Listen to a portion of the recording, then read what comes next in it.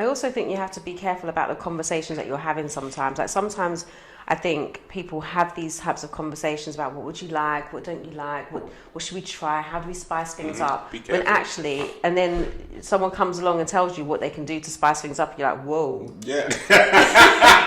Whoa. That's not what I had in mind. Where did that come from? Nah. Slow down, kind of thing. But, you know, there was... I doubt that she just came up with this random thing. I think there was probably some kind of conversation that was probably spurred on from his insecurities of like, you know, I wonder what else that she would want or how far she would go or what things she would really like that might spice it up. And then she hits you with this situation that you kind of opened, not that you have, but possibly opened the can of worms. I think he has. I'm sorry, I think he has.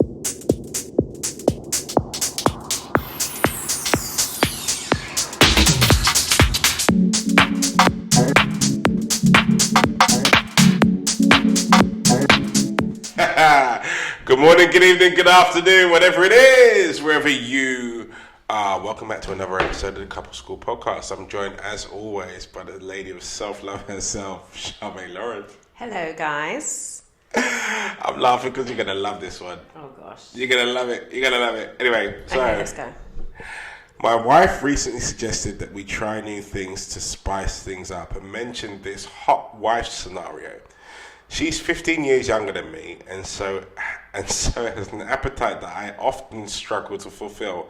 She wants to be able to sleep with other guys, but wants to film it so that I can watch or be in the room whilst it's going on so that I feel a part of it. I find the whole thing very uncomfortable. I'm not sure what to do about it. Is this a thing? It is. Hot wife what? Hot wife. Oh. So, you might have heard this. There's a whole section of various different free websites called Cuckold. Yes, I have heard of it. So, the Cuckold scenario. Not that I would know anything about that. Right. So, let me enlighten your life. So, the Cuckold scenario would be. Is it when the husband gets the wife ready for another man? No, it's where the husband is sat on the bed whilst another man takes his wife. Yeah, but he gets her ready. He could get her and ready. then he sits back and watches the other guy. Yeah, and sometimes he gets involved too. Oh. That's the whole cuckold situation. But then there's another situation that I watched on it actually came up on, what's that? SWAT, is it SWAT? Something like that, or an NCIS thing. Like, Karen loves watching these cop show things. And there was one where they call it the bull and the stag. So basically, the woman goes out and selects a guy to sleep with. Her husband gives her the green light, as long as she films it so that he can watch it later. Okay. Right, so I will park my judgment. Yes. And I would say that there is absolutely nothing wrong with what she would like to do if he is in agreement. He just seems to be like he's not sure. He's not like, this is absolutely no. So it looks like he wants to try it. I don't know. Like, what does he say? Like, he makes him feel uncomfortable. Makes him feel very, very uncomfortable, and he's not sure what to do about it. Well, you know, the thing is, it's either you're uncomfortable, as in uncomfortable, I think I might want to try it, or I'm uncomfortable, I'm not going to do it, and I don't like the fact that she's even asked me. And to me, you're kind of trying to get our opinion as to whether or not you think it's normal or not. But it's a kink, and that's her thing. She wants to try it. What are you saying? I think she's been very clear what she wants to do. very, very clear. She's been transparent. I think first things first, before I say anything further, all kinks, as far as I'm concerned, are all good, provided that they don't do something that gives you reason to be locked up or hurt someone else. Mm-hmm. So I get the sense here that, how can I put this? You're desperately trying to keep hold of this younger girl, and therefore you're considering things that you know you don't really want to do because you're scared of losing her. is definitely the vibe that I get from this. This uncomfortable bit where you're saying, especially when you're saying very uncomfortable, when people put the word very in front of something, it really is their way of underlining how they truly feel about it. Yeah. You're not comfortable with doing it. And I think what you need to grasp from this is it's okay for you not to be comfortable doing it. It doesn't make what she's requested wrong. It just makes what she's requested wrong for you. And I think what you need to grasp in this here is that relationships are a two-way street. In other words, they require both people to be happy to be in that relationship. You can't have one person operating on sacrifice 100% of the time. It doesn't make any sense. Like, it inevitably will fall apart anyway. And I think where you are right now is you want to please her to that extent where you're willing to sacrifice everything that you stand for, and enable the scenario to occur. And I think what you really need to do is to speak to her and let her know. When we talk about you mentioning that, she's got an appetite that you can't fulfill because she's 15 years younger than you, I don't believe that in the slightest. I think as we've discussed in many different podcasts previous, there are many different ways in which you can satisfy your partner. It's not all about Duracell batteries and bunnies at all. So I think the two of you need to maybe look at ways in which you can elaborate on that and you can feel that you are fulfilling her in that respect, rather than dealing with what I think is probably an actual insecurity of yours more so than hers, being the age gap. But if you're not comfortable with doing this, you can't undo it. And that's the thing when you start talking about introducing another person or doing things in a public forum or doing things in sex clubs and all these bits and pieces. Like, you need to be sure and understand the consequences that come about from exploring these kinks. You cannot undo that. You can't your relationship will never be able to go back to how it was before you introduced the other person or the other thing, whatever it is that may be.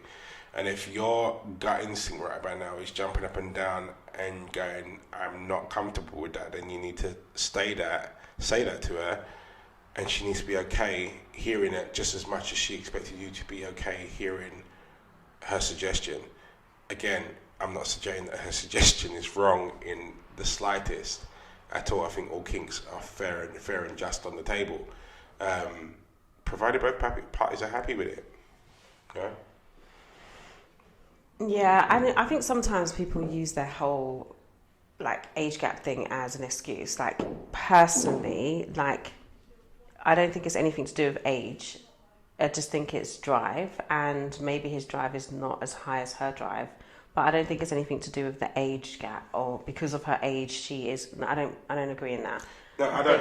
I think that's just something he said as to use as an excuse. But I'm not sure. I think it's an excuse. I think the problem with the age gap is his. Yeah. Is he's looking at it and going, when he's looking at his relationship, he's seen the age gap. The fact that she's agreed to be in a relationship with you, I don't think she sees the age gap. Yeah. And I don't think she sees it as a problem. I think she probably is quite happy being with someone that's more senior to her. It's what she wants. But I think in this respect, especially particularly with guys, when I speak to them and there is an age gap, and it's never the other way around. So it's never the younger guy, older lady. It's always older guy, younger girl. They have because us guys have this competitive nature amongst other guys. We automatically assume that she thinks the younger guy is better. She chose you. Yeah. She chose to be here. You wouldn't force her. No one bopped her over the head like the Flintstone days and took her back to your cave. It wasn't that kind of thing. She chose you openly. Yeah. So she wants to be here. What you're seeing is to do with you, nothing to do with her, because you're looking at it and going, I can't keep up, or whatever it is that's going through your head. Yeah. And I think that's the bit that you need to really concentrate on letting go of. I also think you have to be careful about the conversations that you're having sometimes. Sometimes I think people have these types of conversations about what would you like, what don't you like, what should we try, how do we spice things up? When actually, and then someone comes along and tells you what they can do to spice things up, you're like, whoa. Yeah. Whoa. That's not what I had in mind. Where did that come from? Nah. Slow down, kind of thing. But there was. I doubt that she just came up with this random thing. I think there was probably some kind of conversation that was probably spurred on from his insecurities of like, I wonder what else that she would want or how far she would go or what things she would really like that might spice it up. And then she hits you with this situation that you kind of opened, not that you have, but possibly opened the can of worms. I think he has. I'm sorry. I think he has. I had a conversation with a guy years ago, and he was in a very similar situation. Yeah. And he basically designed his own worst nightmare. He created his own worst nightmare. It was a similar thing of introducing a younger model of himself. He put the idea in her head. She didn't have the concept of it at all. She was, in the end, when I had the two of them sat in front of me, she was like, but I thought that's what you wanted. Which is why the whole irreparable thing happened. Yeah. Like they were sat in front of me as a result of trauma from them experiencing a threesome. And trying to deal with the knock-on effects of it and trying to save their relationship. And when we got to the nitty-gritty of it, he was so insecure that she was 10 years younger than him that all he saw was the fact that she was 10 years younger than him. Yeah. And and through that fear, he convinced himself he was losing her and she was leaving. Yeah. So he created a scenario where she was able to sleep with this other dude that was her own age. She went along with it because she thought it was his kink. Yeah. When we got the two of them sat, I mean, managed to get to that epiphanal moment. You could have seen that the room was crazy. Like the looks on both of their faces, like we didn't even need to be here. Be careful what you say. Yeah, like the look on their face, like she was like, oh my god, the realization hit them both at the same time, like bang, like we didn't need to be here. We didn't need to have gone through this. And also fantasy conversations don't have to come to par. Do you get what I mean? You can literally have these conversations without actually bringing them into the reality. Fantasy is supposed to be just that. You're both sitting there going, oh my gosh, imagine if we did this. That's what it's supposed to be. You're not supposed to be going, okay, let's set it up. So in this situation, you've had a conversation, you're uncomfortable. Do not set that situation into motion. Like, it's like, yeah, that sounds so great. And imagine if this happened, imagine if that. Just do the whole imagination thing. But don't actually put yourself in a position where you're actually setting it up. Or even if you start off, if you're so uncomfortable, maybe you start off with her just having fun with herself and recording it for you. But not to go straight into... Like, let's go have fun and videos with other people. Like, no. Like, I need you to do me a favour. I need you to imagine how you would feel after watching her with someone else. Imagine that in extreme, vivid 4K detail. Then consider what your decision is going to be. Because I put money on it, it'll be different than what you're thinking that you can soldier through or sacrifice through in this respect. Now, when people have a fear of losing someone, it can trigger you to do all sorts of things that you would never in your right mind ever agree to. And you need to remember, as I said, relationships are two people walking side by side. It means you need to communicate to your other half because she's not a mind reader. And in this instance here, she might be doing exactly what the other couple that I just described are doing, where she's thinking, actually, you know what, this is what he wants to do. So I'm going to go along with it for the sake of him. So now you're both miserable. You're both miserable having agreed to something that neither of you want, but now it's here. And you've got to digest it. You've got to chew it and digest it. It's like eating Brussels sprouts. It's horrible. Oh, horrible. It's horrible. It's horrible. They're horrible to smell. They're horrible to taste. I mean, I used to eat them when my mum used to make them for Christmas. No, I never did. No, my mum was. People look at my mum like she's harmless now because my mum used to. I had to do is soak it in gravy. No, mine. I used to hold my breath. Oh gosh, no. I used to throw it in my mouth, hold my breath, chew it really, really, really, really fast. I tried to swallow do it, that. and then eat something else so that when I let go of my breath, my taste buds return. What I tasted was what I'd last put in my mouth.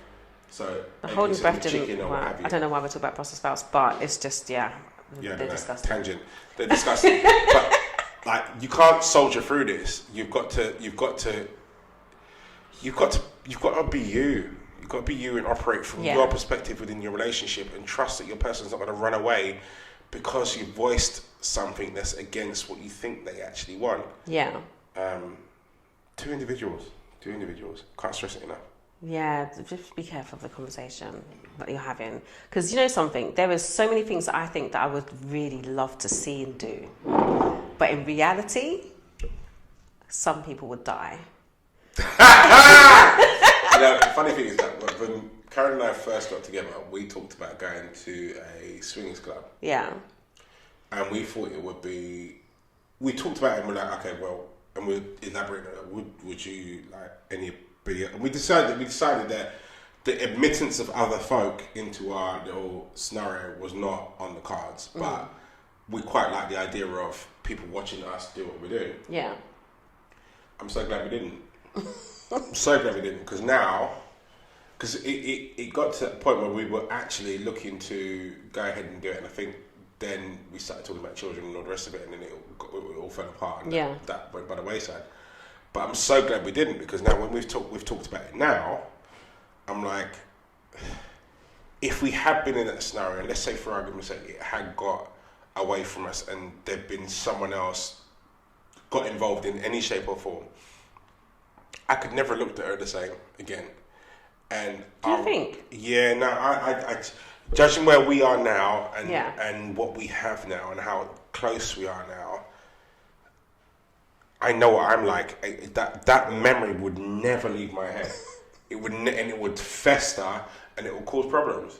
So I'm glad that we never. I think God intervened really. Stupid, silly humans, leave it alone. I reckon I could do it still. Yeah, I'm not built like that. I couldn't. I reckon if it was someone that I didn't care about, or a relationship that didn't last, then I wouldn't care. You know, and if let's say for instance, at the time when she and I were talking about it, if our relationship had never got to where it is now, I wouldn't care. But for what she means to me now, that would be a problem for me. But at the time, it wasn't that deep though. In terms of relationship, wasn't that deep, was it? No, but I knew it was going there. That's what stopped me. You know, because when at the time when we were talking about it, we were in that stage of, I knew it meant something, I just didn't know what it was. Yeah. And so I was contemplating, okay, you could do this, because it's like you're still in that kind of, not single, but kinky phase. And then you're like, but actually, if you did it, what would that really look like afterwards? And when I start painting pictures like that, I'm like, whoa, you back away from the pony. It's just not that kind of party. It's just not. So I think, imagine what it'll be like. Just to have the imagination and play around with the imagination together, but don't necessarily go forward with it because you're not comfortable with it and you're not going to be comfortable with it. And maybe just say to her, actually, I do want to watch you, but I prefer to watch you on your own. So tell her how it is. Like, just don't involve the other person. Like, but be honest. Like, I think she will value it and rate it far more if you said to her, look, I can't do it, and I can't do it because I don't want to see you with someone else because I only want to see you with me. Yeah. So can we look at other things that will add intensity to what we're doing, but not break that rule for me? Yeah.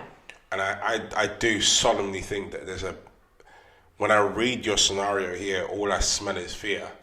And fear on your aspect because you're so focused and insecure about the age gap. And I don't think that's replicated. I don't think she looks at it in the same way.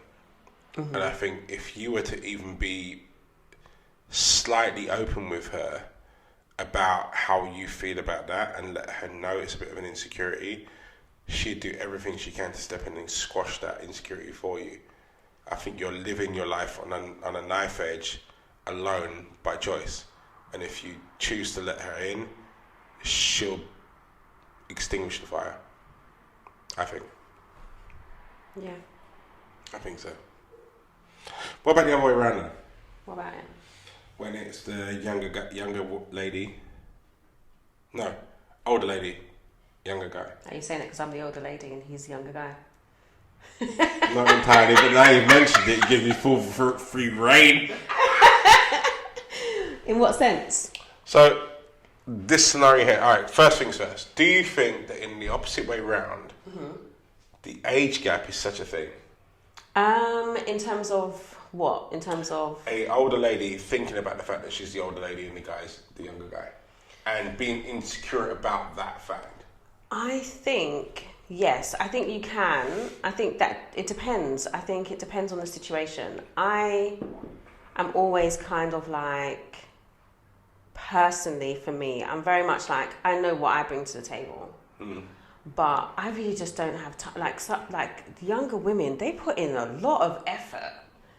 The amount of work that these girls put in on themselves, I don't have that. I don't have the energy. I just don't. I'm sorry. The hour makeup putting on it's just no. 15 minutes is what my face is getting, and that is it. And so I do sometimes look at these girls like, oh my gosh, like really, are we doing this? But then I'm just like, it doesn't become an insecurity. It's just like,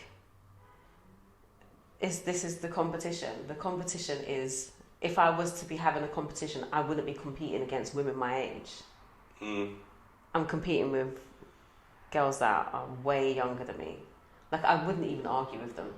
It's that deep. It's that deep. I'm like, okay, darling. Okay, sweetheart. Okay. Like, okay, cupcake. It's like that. Like, you know, that, but in terms of like in my relationship, I don't think the age gap is like a major thing. Like, and also because I think he's pretty much a old head in things like music and like things that I would not expect him to know. He is very well versed on the 90s, very well versed on my... But it's the only era of music that makes sense. Yeah, I know, but not even just music though, just generally things like movies. It's back when people were able to... But you know, he's very well versed on it. The 90s was the year of expression, of feeling. Like, that's what movies and music was all about. Yeah. It's not like that anymore. But all the music and everything that came out in the 90s was about how I feel about this.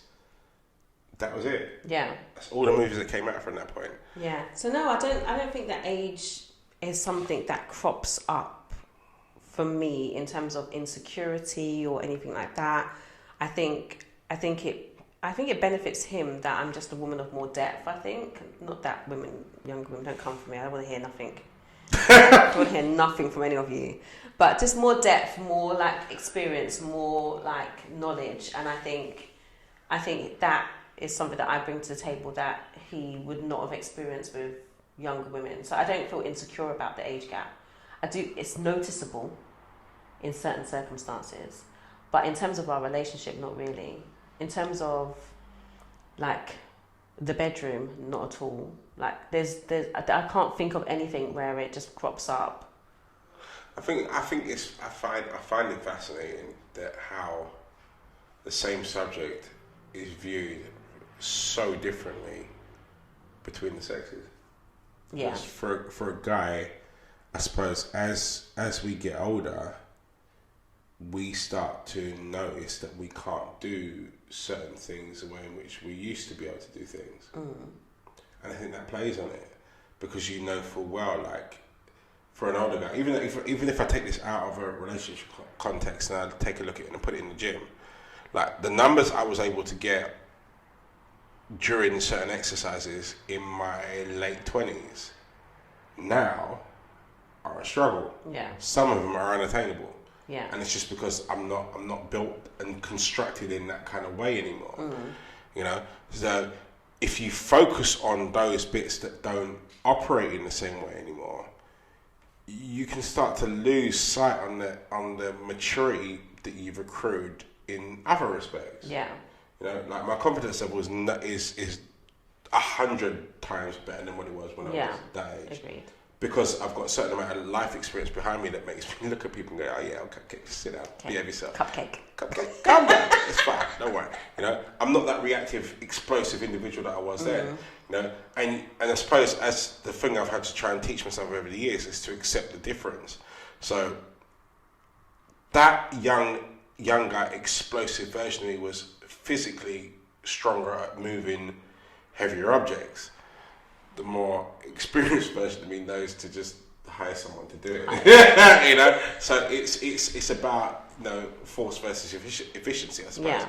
But how a guy would look at it when we take a look at a relationship context or construct, and the insecurities that can befall you because you're no longer physically capable of doing some of the things that you can do when you were X amount of years, because you're looking back at your glory days, or you're looking at particularly if you've got a younger other half, or you're thinking, okay, right, well, you confuse their desires with yours. Yeah. Your desire is to be 20 years younger and to be able to perform how you used to be when you were 20, excuse me, when you're 40. Her desire was to have a 40-year-old guy. Yeah. So you're looking at this through your fears, but for the women I've spoken to about this subject here, women become more, and you can correct me if I'm wrong, and I gladly accept it, women seem to become far more sure of themselves as they get older. Yeah. So as they reach their 40s, 45s, pushing 50s now, they have no time for nonsense and people chatting nonsense about their heads, and they know precisely what they want and are actually probably more confident and braver in actually requesting what they want at this point, because their kids are grown, they're this, that, and the other. So therefore, like, for them, the sacrificial aspects of life are done. Like, I've grown my kids. Yeah. Like, my 30s was for the children. My 40s is for me. Yeah. I think that's very much for me. I don't think I've ever felt as confident in who I am. You said that before. Yeah. Like, and I'm now like, all the time now, I'm like, I'm going to be 43. I'm going to be 43. Oh, I'm in my 40s. It's like for me now, it's like, I'm proud to be at this point in my life. And so for me, like, I don't have, like, in my relationship, I don't have any fears or worries or whatever, but in my head I'm thinking his experience, he's never had the experience of being with an older woman, so the only things that I probably think about is that he's used to dating women 10 years younger than me, and so his experiences of women are of those types of females. And so sometimes I don't think, I'm like, well, that and he hates when I do this, but I always say, like, yeah, but that's the women that you used to date. That's the type of women that you used to date. But that's the experience from women from that generation. And he hates it with a passion. But it's the truth. The truth is women from that generation are not where I am, or the women I know mentally, in the way that they look at themselves, the way they look at relationships, how they look at life, is very different in your 40s than your 30s. So if you decided that, okay, I don't want to be with you anymore and I'm going to jump to 30, for me, it's not really a comparison. Like, okay, you're going back to your youth, cool. That's where it's not even your youth, that's your people's. Your people? Like, that's how I see it. Like, but that's your people's. I'm not going to argue with you about going to your people's. Like, you've had, this is not for you. That's okay. It doesn't make me feel insecure about it.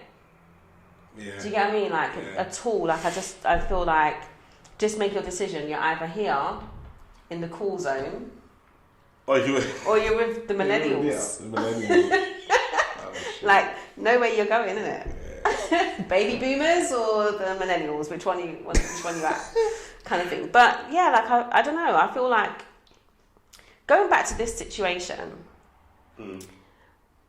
I don't think I would have a problem with him saying, like, okay, I want to watch you, or I want you to watch me.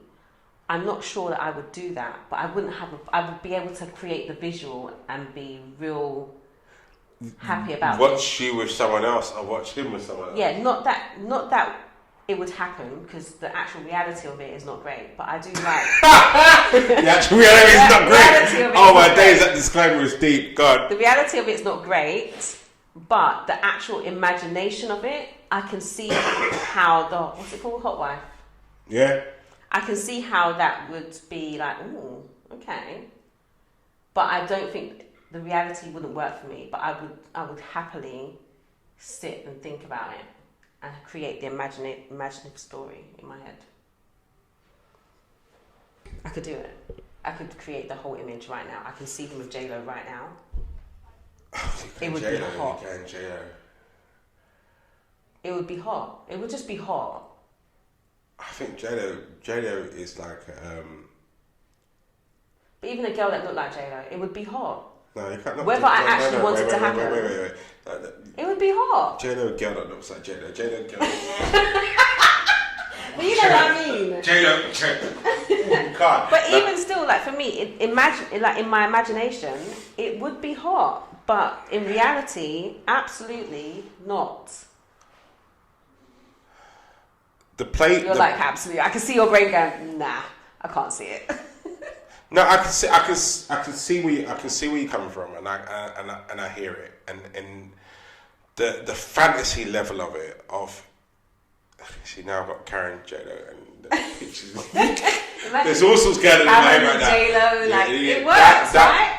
You know what? I could watch that. I'm not gonna lie. I'm never gonna lie, babe. See, if you want J-Lo, you're good. Let me have that too. Yeah, That's what I'm thinking. I think with fantasies it's great, but I think when you make fantasies realities, they're not always great. A lot of the time when you make these fantasies realities, you don't think about what happens after it becomes a reality, the feelings afterwards, all of that stuff. I'm happy to have the conversation and let's sit there and imagine it together. But the actual reality of you doing that would not be great. I think you're right. I think when we talk about fantasies aren't a prerequisite to being real. They're not. Sometimes it's okay just to talk it through and laugh about it, and then put that conversation to bed. Maybe even take it to bed, or maybe even repeat the conversation over and over again, and then take it to bed and enact your own scenario. Maybe you just call each other names, like you call her J-Lo, she calls you Ben Affleck. I don't know, whatever it is that floats your boat. I think when we talk about actually creating a fantasy and stepping into that fantasy and taking it from the fantasy realm into the real world, I think you're right. You have got to, the same way that you've manifested what you think the scenario might be like in the moment, you've also got to manifest what it will be like for you after, and how you live with it. You know, it's quite easy to imagine something and go, okay, well, I can see you with, let's use J-Lo as an example because she's universally on everybody's green card. Like, it's very easy to go, okay, well, I can see you with J-Lo and it be fun and what have you. But then imagine you've got to deal with J-Lo's aftermath. Like, you've got to deal with someone coming back to you after they've been with J-Lo and then being happy with you. Like, and all the insecurities that's going to come with that on both sides. And that was the bit, I think, that killed the whole fantasy between myself and Karen about doing this whole swingers thing, and maybe some other people getting involved, because that was a conversation. Like, how do you deal with afterwards? Like, after I've watched someone else do X, Y, and Z, irrespective of how well they do it, after I've watched someone do X, Y, and Z, how do I do A, B, and C with that imprinted on my head? Now, even if we take the context and we're using J-Lo here as a prop, but like, even J-Lo, like, you might look at it and go, well, J-Lo's hot, so, you know, it's a fantasy thing for him. Cool, let him have it. But how do you deal with him coming back to you afterwards and not now looking at you and going, but I J-Lo and I fancy J-Lo? Yeah. How do you deal with it? Like, the consequences of the actions afterwards, you've got to really give those some thought and understand if you can deal with the potential fallout that might happen afterwards. Like, don't get me wrong, it might be all good. Yeah. It might be. But I think in that respect, you've really got to be prepared for it not to be. And make your decision based on your ability to deal with it not being. And don't put the consequence in the same bracket as the fantasy, when the consequence actually is very practical. Yeah. You know, That's just how for this week. I just clocked the time. I've been talking for ages. It's all your fault. Anyway, so thank you so much for watching. Thank you so much for watching. Don't forget to join us next week, and we have a new scenario, new subject, new facial expression, new reaction. Also, don't forget to join us for Couple School After School. At the moment, the current time is 8:30 on a Tuesday, where you can come and disagree with Charmaine. That's my title for it. Disagree with Charmaine and then just stir in the pot. It's really heavy. It works. Trust me. And also, if you haven't subscribed to the channel already, please don't forget to do so. The button's down here. And don't forget to ring the infamous bell over in the top left-hand corner before you leave. It helps with the algorithm that actually, apparently, now is the parable of life, to which everybody is set to. Everybody around the world is set to that bell over there. Algorithms. No longer heart rhythms, algorithms. Yeah. But anyway, that's us out for this week. On that note, peace.